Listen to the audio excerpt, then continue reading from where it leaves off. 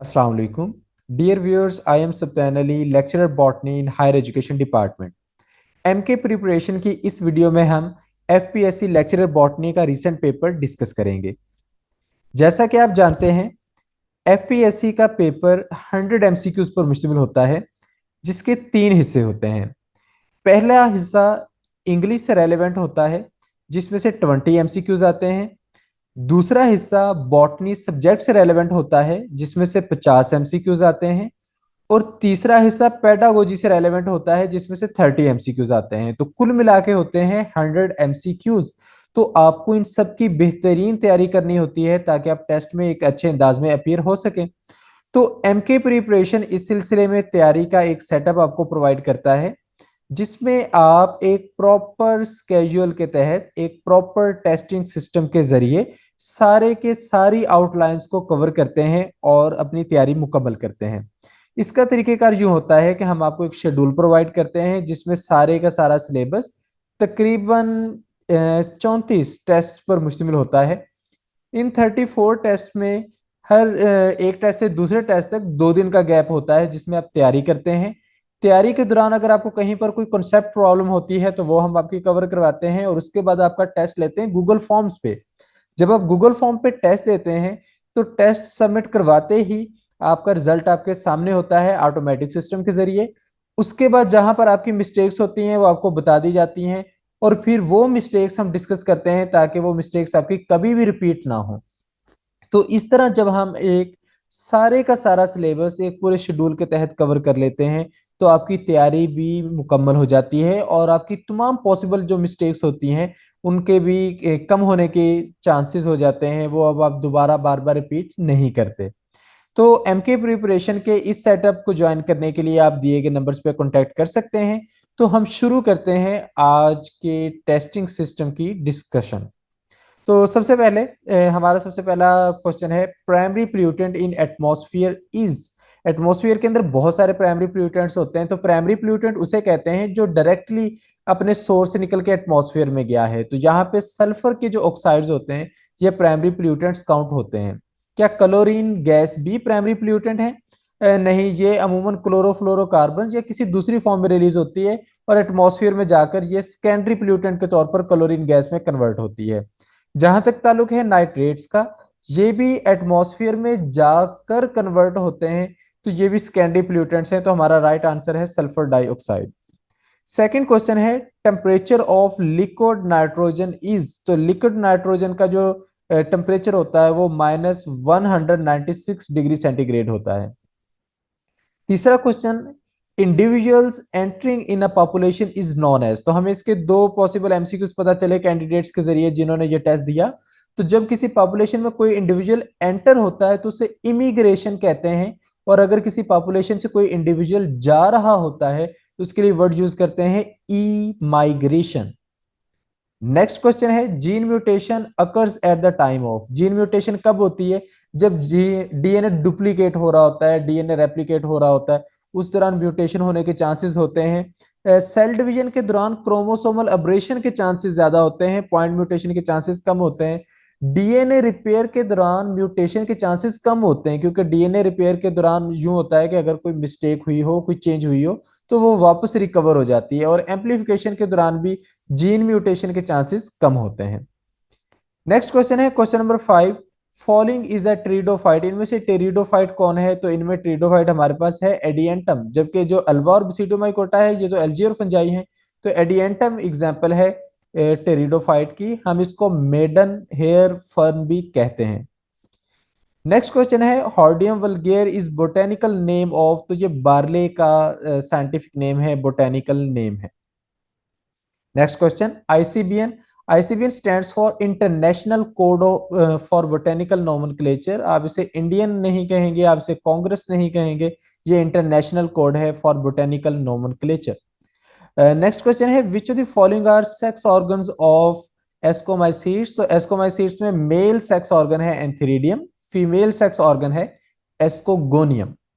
Next question है, gene of colour blindness is present on which chromosome. तो ये हमें कैंडिडेट्स ने बताया कि ये क्वेश्चन इस वे में आया था। तो अगर हम रेड और ग्रीन कलर ब्लाइंडनेस की बात करें तो उसकी जीन तो है एक्स क्रोमोसोम पर, लेकिन अगर आप ब्लू कलर ब्लाइंडनेस की बात कर रहे हैं तो उसकी जीन एक्स क्रोमोसोम पर नहीं होगी, वो ऑटोसोमल जीन है, वो क्रोमोसोम नंबर 7 पर पाई जाती है, तो वो यहाँ पर नहीं आएगी। तो अगर रेड और ग्रीन कलर ब्लाइंडनेस की बात हो रही है तो सही आंसर होगा एक्स क्रोमोसोम। तो चूंकि हमारे पास क्वेश्चन की स्टेटमेंट्स कैंडिडेट्स के जरिए पहुंचती हैं, तो कहीं ना कहीं स्टेटमेंट में भी मिस्टेक होने के चांसेस होते हैं। नेक्स्ट है the scientific study which deals with naming classifying all its rules and regulations is known as. तो ये टेक्सोनॉमी है जिसमें हम जानदारों के साइंटिफिक नेम रखते हैं और उनको क्लासीफाई भी करते हैं। नेक्स्ट है recognising an unknown specimen with non taxon. तो अगर आपके पास कोई स्पेसिमन है, आपने कोई प्लांट डिस्कवर किया है और आप उसको फाइंड आउट करना चाहते हैं कि वो किस ग्रुप से बिलोंग करता है, तो उसके लिए आप टैक्सोनॉमिक की ट्राई करते हैं, यानी कि आप उसका एक एक करेक्टर स्टडी करते हैं और फिर देखते हैं कि आप उसको कहाँ पर पुट कर सकते हैं। नेक्स्ट है in presence of glucose cyclic AMP level. तो ये यहाँ पर बात हो रही है एक्चुअली लैक एपेरॉन ओपेरॉन की, कि एक ऑर्गेनिज्म है उसने कंज्यूम किया है लैक्टोज को या नहीं कंज्यूम किया। तो अगर एक ऑर्गेनिज्म ने लैक्टोज को कंज्यूम कर लिया है लेकिन उसकी बॉडी में पहले से ग्लूकोज मौजूद है, तो डेफिनेटली ग्लूकोज का मेटाबॉलिज्म काम करेगा, लैक्टोज का मेटाबॉलिज्म काम नहीं करेगा। तो ये क्वेश्चन वैसे सिंपल है। अगर आपकी बॉडी में ग्लूकोज मौजूद है तो आपको एटीपीज की कमी नहीं है, तो उस सूरत में आपकी बॉडी में जो साइक्लिक एएमपी लेवल होता है वो हमेशा कम होता है। जब आपकी बॉडी में ग्लूकोज की कमी होगी तब एटीपी टूट के एडीपी बनेगा, एडीपी टूट के एएमपी में जाएगा, तो तब आपकी बॉडी में एएमपी लेवल बढ़ेगा। तो ग्लूकोज की मौजूदगी में एएमपी का लेवल कम ही होता है। नेक्स्ट क्वेश्चन है पॉलीमर डिग्रेडेशन इनटू फ्रेगमेंट्स। तो जब पॉलीमर्स टूटते हैं तो उस प्रोसेस को हम बोलते हैं हाइड्रोलाइसिस। इससे नेक्स्ट क्वेश्चन है एंडोस्पर्म ऑफ एंजियोस्पर्म इज। तो एंजियोस्पर्म का जो एंडोस्पर्म होता है वो ट्रिप्लाइड होता है। तो एक बीज के अंदर तीन चीजें हम बेसिकली काउंट करते हैं, एम्ब्रियो, एंडोस्पर्म और सीड कोट। तो जो एम्ब्रियो होता है वो तो डिप्लाइड होता है, लेकिन एंडोस्पर्म जो होता है वो ट्रिप्लाइड होता है। इसके मुकाबले में जिम्नोस्पर्म्स का जो एंडोस्पर्म होता है वो डिप्लाइड होता है। नेक्स्ट क्वेश्चन है गेमी और बुलबिल्स रिप्रेजेंट स्ट्रक्चर ऑफ। तो ये हमारे पास वेजिटेटिव रिप्रोडक्शन के स्ट्रक्चर्स हैं, ये लाइकोपोडियम के अंदर पाए जाते हैं। नेक्स्ट क्वेश्चन है gene expression is use to produce which product. तो जीन एक्सप्रेशन से हमेशा प्रोटीन बना करती है, और वो प्रोटीन आगे कोई भी काम करे, वो इंजाइम बन जाए या हार्मोन के तौर पे काम करना शुरू कर दे या वैसे वो ट्रांसपोर्टर के तौर पे काम करना शुरू कर दे, वो बात की बातें हैं। वो किसी चीज के आगे बनने में हेल्प कर दे वो भी बात की बात है। लेकिन जीन एक्सप्रेशन यानी कि ट्रांसक्रिप्शन और ट्रांसलेशन से जो चीज बन के आती है वो हमारे पास प्रोटीन होती है। नेक्स्ट क्वेश्चन है यूनिसेलुलर एल्गा। तो एक सेल पर मुश्तमिल एल्गा है पिनुलेरिया। इसके दो हिस्से जरूर होते हैं, दो वॉल्व जरूर होते हैं, लेकिन ये एक सेल पर मुश्तमिल एलजी है। नेक्स्ट है हमारे पास primary xylem is derived from. Primary xylem कहाँ से बन के आता है? तो प्राइमरी जाइलम बन के आता है प्रोगैम्बियम से। प्रोकैम्बियम से प्राइमरी जाइलम बनेगा। नेक्स्ट क्वेश्चन है मेन सरफेक्टेंट प्रोड्यूसिंग बैक्टीरिया। ऐसे बैक्टीरिया जो सरफेक्टेंट प्रोड्यूस करते हैं, तो उसकी एग्जांपल है बसीलाई बैक्टीरिया। क्वेश्चन नंबर 20 है फ्लोएम फाइबर्स आर। तो फ्लोएम फाइबर्स को हम बास्ट फाइबर्स का नाम भी देते हैं, ये कमर्शियल फाइबर्स हैं। Question number 21 mostly fungi in lichens belong to. अच्छा, अब लाइकन्स की फंजाई एस्कोमाइकोटा से भी बिलोंग करती है, बसीडियोमाइकोटा से भी बिलोंग करती है और कुछ ड्यूटेरोमाइकोटा से भी बिलोंग करती है। लेकिन यहां पर पूछा गया मोस्टली फंजाई, तो ज्यादातर फंजाई जो लाइकन्स में है वो एस्कोमाइकोटा से बिलोंग करती है। क्वेश्चन नंबर 22 क्रेब साइकिल में एक पायरोवेट से कितने एटीपीज बनेंगे? तो अगर हम पायरोवेट से शुरू करें तो पायरोवेट पहले कन्वर्ट होगा एसिटाइल कोएंजाइम ए में, उससे एक NADH2 बनेगा। फिर एसिटाइल कोएंजाइम ए जब क्रेब साइकिल में जाएगा तो 3 NADH2 बना देगा, तो 3 और 1 4 NADH2 बन गए। और 4 × 3, क्योंकि एक NADH2 ने 3 ATPs बनाने हैं, तो 4 × 3 12 ATPs तो यहीं से बन गए। एक मॉलिक्यूल बनना है क्रेब साइकिल में FADH2 का, 2 ATP उससे बनेंगे, 14 हो गए। और एक एटीपी डायरेक्टली बनता है क्रेब साइकिल में, तो 14 और 1 15, टोटल 15 एटीपीज बनते हैं एक पायरोवेट के मेटाबॉलिज्म से क्रेब साइकिल के प्रोसेस के दौरान। नेक्स्ट क्वेश्चन है कार्बन डाइऑक्साइड फोटोसिंथेसिस के किस हिस्से में आती है? तो ये लाइट रिएक्शन में नहीं आती, डार्क रिएक्शन में आती है। तो डार्क रिएक्शन जिसे हम कैल्विन साइकिल का नाम देते हैं, वहां पर कार्बन डाइऑक्साइड फोटोसिंथेसिस को ज्वाइन करती है। इससे नेक्स्ट क्वेश्चन है, वो एंजाइम जो सक्सीनेट को मेलेट में कन्वर्ट कर दे। तो सक्सीनेट मेलेट में डायरेक्टली तो नहीं कन्वर्ट होने वाला, पहले वो फ्यूमारेट में कन्वर्ट होगा, फिर मेलेट में होगा, लेकिन उसका आगाज जिस एंजाइम से होगा वो सक्सीनेट डीहाइड्रोजिनेज एंजाइम है, जो सक्सीनेट को पहले फ्यूमारेट में कन्वर्ट करेगा, देन फ्यूमारेट कन्वर्ट होगा मेलेट में। हमारा नेक्स्ट क्वेश्चन है, alpha keto glutarate is formed by. तो ये क्रेब्स साइकिल का ही एक और प्रोसेस आ गया। तो अल्फा कीटो ग्लूटारेट से कार्बन डाइऑक्साइड निकलती है, यानी कि डी कार्बोक्सिलेशन होती है, और इसमें से हाइड्रोजन्स भी रिमूव होते हैं, जो कि एन को रिड्यूस करके NaDH2 बनाते हैं। तो अल्फा कीटो ग्लूटारेट की जब sorry alpha keto glutarate is formed by, sorry हमने क्वेश्चन को थोड़ा मिस इंटरप्रेट कर दिया। अल्फा कीटोग्लूटारेट किससे बनता है? सिट्रेट से। तो ये सिट्रेट से अल्फा कीटोग्लूटारेट जब बनेगा तब कार्बन डाइऑक्साइड भी रिमूव होगा और NaDH2 भी बनेगा, यानी कि डी कार्बोक्सिलेशन और ऑक्सीडेशन। तो ये क्वेश्चन दोनों मानों में आ जाता है। जब अल्फा कीटोग्लूटारेट बन रहा होता है या आगे से कोई चीज बन रही होती है, तो दोनों सूरतों में डी कार्बोक्सिलेशन भी हो रही होती है और ऑक्सीडेशन भी हो रही होती है।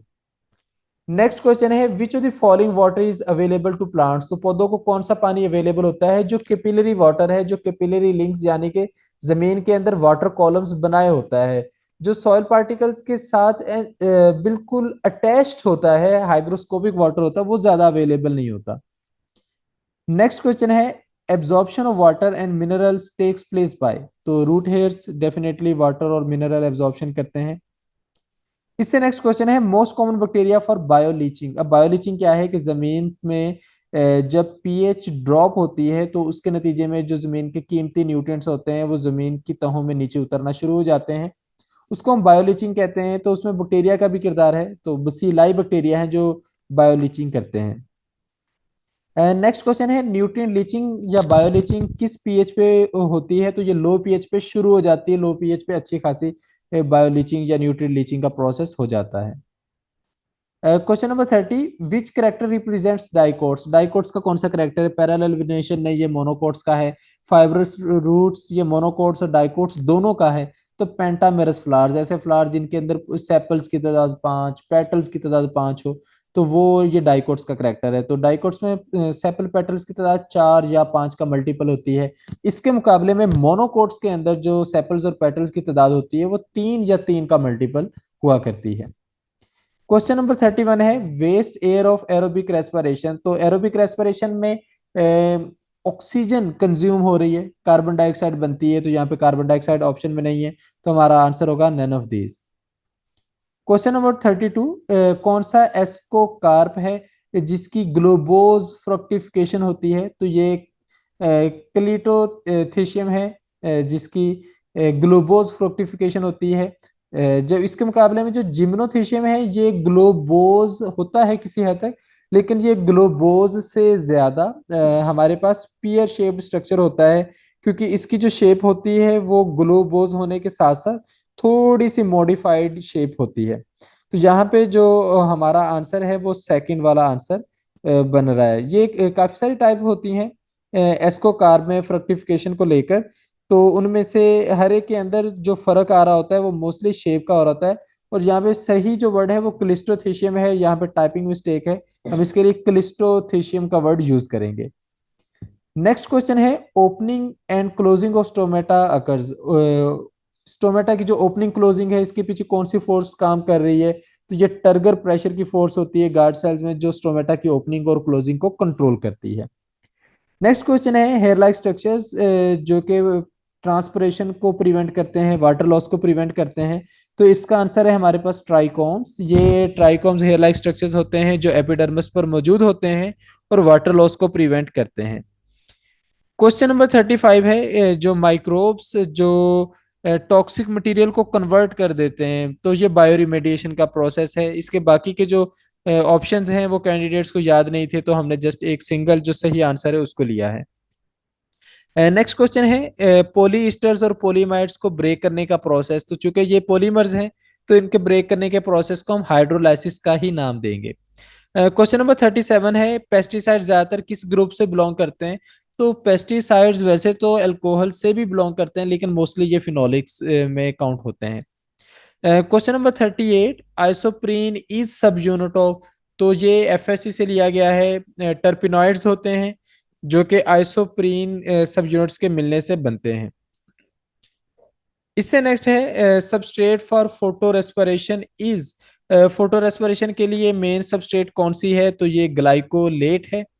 फोटो रेस्पिरेशन वो प्रोसेस है जिसमें रुबिस्को एंजाइम कार्बन डाइऑक्साइड की बजाय ऑक्सीजन के लिए रिसेप्टर का काम करता है, तो उसमें ग्लाइकोलेट रेस्पिरेटरी सबस्ट्रेट का काम करती है। नेक्स्ट क्वेश्चन है phyto hormones are, phyto hormones क्या है, तो फाइटो हार्मोन्स फिजियोलॉजिकल रेगुलेटर्स हैं प्लांट्स के लिए। ये पौधों के अंदर फिजियोलॉजिकल रिस्पॉन्सेस को कंट्रोल करते हैं, यानी कि ग्रोथ और डेवलपमेंट और इस तरह के दूसरे प्रोसेसेस को। क्वेश्चन नंबर 41, स्टोमेटल ओपनिंग के लिए बेस्ट लाइट कौन सी है, वैसे तो रेड और ब्लू दोनों है, लेकिन ब्लू लाइट जो है वो ज्यादा इफेक्टिव है स्टोमेटल ओपनिंग के लिए।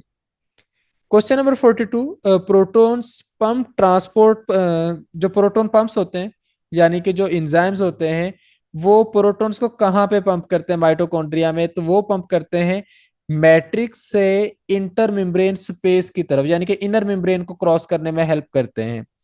और फिर वो इनर मेम्ब्रेन को जब क्रॉस करके इंटर मेम्ब्रेन स्पेस में चले जाते हैं तो उनको वापस आने के लिए एटीपी सिंथेज कम्प्लेक्स की हेल्प की जरूरत पड़ती है और वो वापस माइटोकॉन्ड्रियल मैट्रिक्स में आ जाते हैं। क्वेश्चन नंबर 43 है respiration in plants occurs in, पौधों में रेस्पिरेशन कब होती है, तो रेस्पिरेशन के लिए चूंकि लाइट जरूरी नहीं होती तो ये दिन और रात दोनों वक्त होती है। क्वेश्चन नंबर 44, नट कौन सी टाइप का फ्रूट है, तो ये ड्राई फ्रूट है, अकीनियल टाइप से बिलोंग करता है।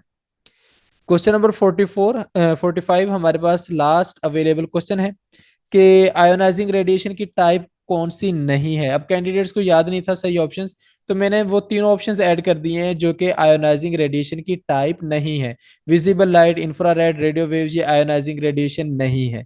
इसके मुकाबले में आयोनाइजिंग रेडिएशन की एग्जांपल है एक्स रेज, अल्ट्रावायलेट रेज और गैमा रेज। तो ये वो तमाम पॉसिबल क्वेश्चंस थे जो हमारे पास मौजूद थे। डेफिनेटली इससे आपको हेल्प मिलेगी। आप इसी तरह एमसीक्यूज की जब बार बार प्रैक्टिस करते हैं तो आपकी तैयारी होती है। तो यहाँ से आपको समझ में आ जाएगा कि टेस्टिंग और डिस्कशन मेथड किस तरह आपको तैयारी में हेल्प कर सकता है। तो हमें ज्वाइन करने के लिए आप हमारे दिए गए नंबर्स पे कांटेक्ट कर सकते हैं। ये नंबर्स अवेलेबल हैं हमारे पास, यहाँ पे आपको फ्रंट स्क्रीन पे नजर आ रहे हैं। आप हमसे रब्ता कीजिए। हमारा न्यूज सेशन का आगाज हो चुका है, तो आप हमारे नए सेशन का हिस्सा बन सकते हैं और सारे सिलेबस को गो थ्रू करके आने वाली पॉसिबल सीट्स जो कि एफपीएससी की भी हो सकती हैं और आपके जो सूबों की पब्लिक सर्विस कमीशन हैं उनकी भी हो सकती हैं, तो आप उसके लिए तैयार हो सकते हैं। So best of luck, thank you. आप हमारे चैनल सब्सक्राइब कीजिए ताकि आप तमाम पॉसिबल अपडेट्स के साथ कनेक्टेड रहें। थैंक यू, अल्लाह हाफिज़।